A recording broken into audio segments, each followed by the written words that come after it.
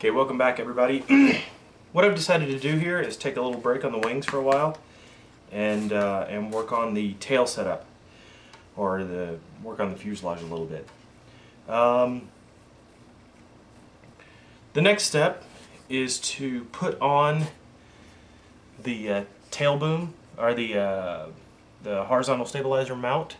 Basically just slide it over the boom. You don't need to secure it with glue yet. Just slide it on the boom. Then you want to mount the stabilizer to it, and it mounts in there fairly nicely. But mount the stabilizer onto the mount and screw it down with the supplied hardware. Then you want to put the wings on, and then you want to insert the tail, the rudder and fin into the slot in the rear.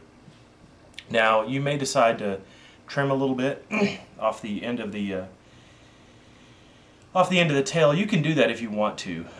Just from the stock mounting, it looks like there's probably half an inch or something there, maybe 3/4 of an inch. So you could trim up to 3/4 of an inch off the tail and not have to modify the mount at all. You could just slide it right back on there, and it would still give you plenty of clearance. But you might want to do that to move the weight forward a little bit, to try to reduce the amount of ballast that you need in the nose. But basically, you want to put the wings on, put the horizontal stabilizer on, hold the fuselage in a vise. Obviously, you want to protect it with some towels or something, some foam rubber, and then just kind of dry fit everything. With the wings on and the elevator on, you want to make sure that the wings and the elevator are level. When you put the fin in, you want to make sure that it's at 90 degrees to the boom. You can use whatever method you want to make sure that that's 90 degrees. And then you also want to make sure that the elevator and rudder cross at 90 degrees. So with the elevator on, you want to look at it from the back, and you want to make sure that those are at 90 degrees. You just want to make sure that from that angle it's 90 degrees. And it's really easy to do when you've got this, when you're holding the airplane in a vise, and you've got the wings on it, you've got everything on it dry fit in position. At that point, I used a little bit of sandpaper. I had previously used a little bit of sandpaper to scuff up the boom itself here, and I'd used a little bit of sandpaper to scuff up the rudder around there, and then I just used some medium CA.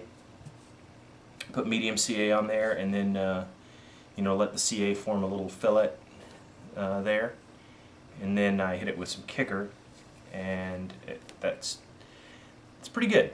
That's in there. I also have some. I guess this is carbon, some sort of carbon mat. And what I may do is cut myself a little square of this, and put it on there, and maybe epoxy it down. Just like cut a little rectangle right there, and then epoxy it down. Some other people I've seen, they drill 4 holes in there, and then they use Kevlar thread to wrap it. A couple of different options.